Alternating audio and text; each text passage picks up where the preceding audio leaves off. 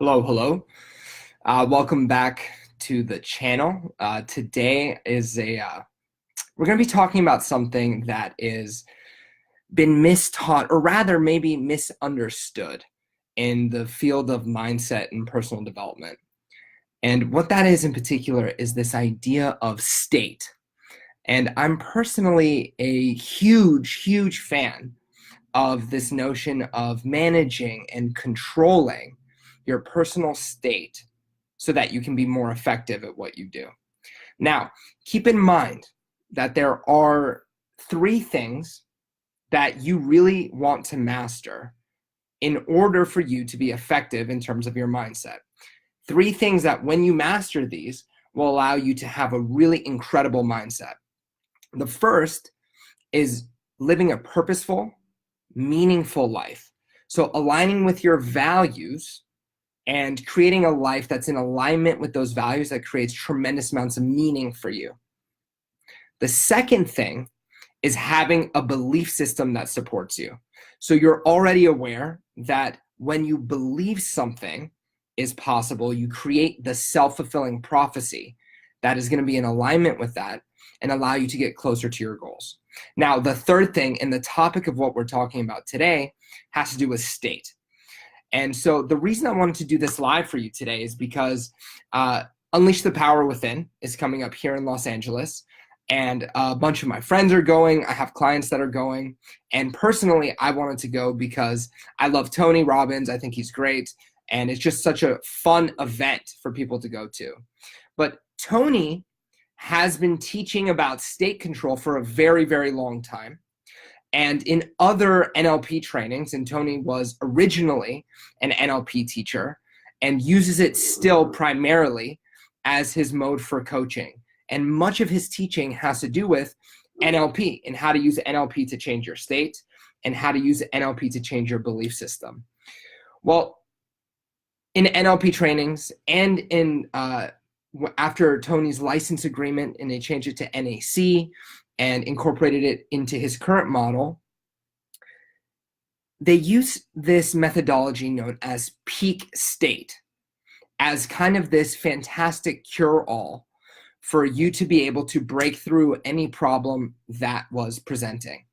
And I've had clients who wanted to learn how to go into a peak state, let's say for confidence, or they want to learn how to go into a peak state of happiness. The trouble with this is that it does not address the underlying belief system that was causing you to be out of alignment with the states that you wanted in the first place. So we cannot simply pump ourselves up into a peak state and then hope that that's going to magically resolve all of the problems that we're having.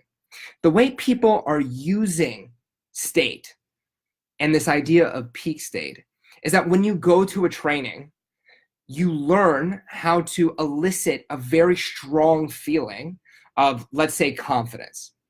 And they go to these trainings, and what they'll learn is how to put themselves into a peak state.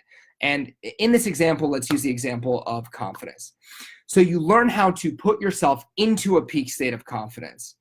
And then you think that because you've elicited this state, now you're going to go out into the world and magically have this confidence available to you because you can elicit it at your fingertips.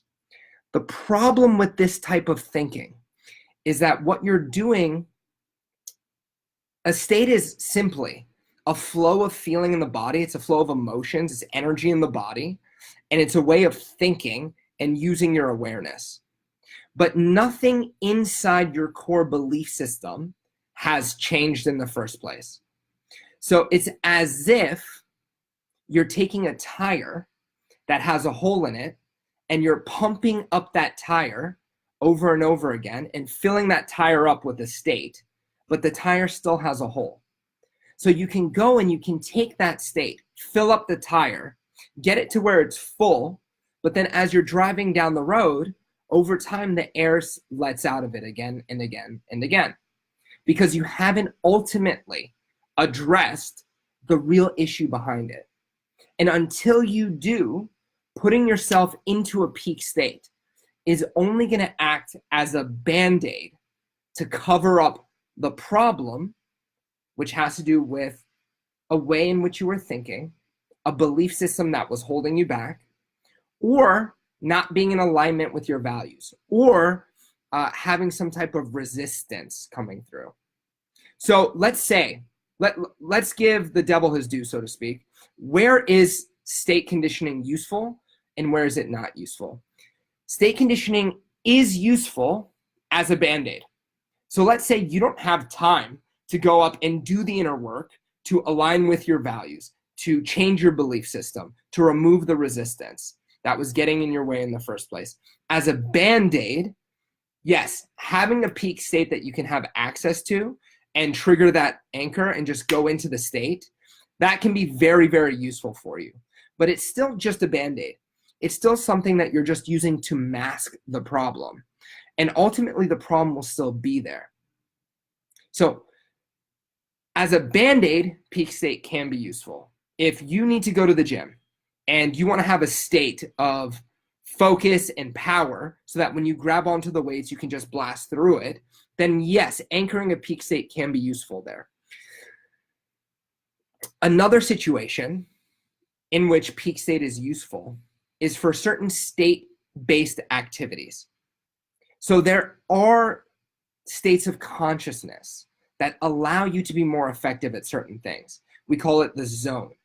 And one of the useful things about state-based training is that you can anchor yourself, you can condition yourself to go into the zone at the right time and the right place. So it can be useful there. But let's take the example of confidence. I know a guy who wants to be more confident, and he went to one of these Unleash the Power Within events, and he learned how to anchor a peak state of confidence at the event. And every time he fires that anchor off, he can go into that state again. The problem is there is a wisdom to your unconscious. And that peak state of rip everything open, Hulk-like smash confidence is actually not appropriate for most situations. If you're going to be with a client one-on-one, you need to have more than just confidence. You need to have focus. You need to have curiosity. You need to have empathy. There are a wide array of states that you need to have access to in addition to that kind of rip it off the roof kind of thing, where you're just so powerful, nothing can stand in your way. That can come across overbearing, and you can just bulldoze through people. So it takes a more sophisticated understanding about state management, what states you want to go into when in order to be effective, and real grounded confidence does not come from putting yourself into that feeling of being invincible. Real grounded confidence comes from knowing your values and living your values.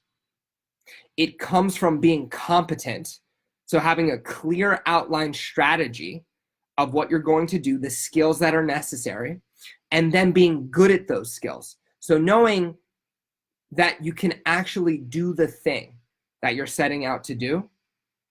And with that, if you want to use peak state in addition to those things, then that will be effective for you. So step number one is knowing your values. You have to know what your values are, and then you have to align with them. Step number two is getting competent, getting really skilled at what you want to be good at. And as your skill improves, so too does the confidence. And then three is recognizing that you want to be in the right state at the right time. So just having access to one peak state is not going to make it so that you're effective. Really, a much more useful understanding is that if you can elicit a state and go into it, there is a myriad of states that you can elicit and go into.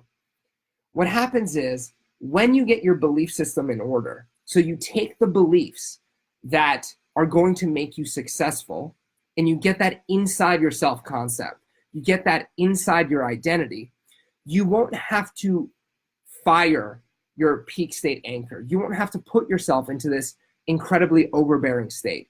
You get to simply trust in your unconscious to let you go into the right state at the right time. When you're trying to be in one state, it cuts you off from all of the myriad of states that you actually have access to. So much more, and I love state control. I think it's useful. I use state work with myself. I use state work with my clients. Having said that, it's much more powerful to understand what are the beliefs that are going to create that will naturally lead to the states at the right time. So if, for example, you're anchoring a peak state of confidence, but you don't have the belief that would lead to that confidence, if you don't have the beliefs of being in alignment with your values, then you're just pumping up that tire that has the hole in it. So yes, learn how to go into states, anchor those states, learn how to have much better emotional control and state management control. All of those things are useful. But if you want to be the type of person where these things naturally flow from you, so you don't have to remember to go into the state, if you want it to happen automatically, address the belief system, address the values, address the resistance that's been getting in your way. And you'll find that you're much more naturally in the states that you want to be in. All right.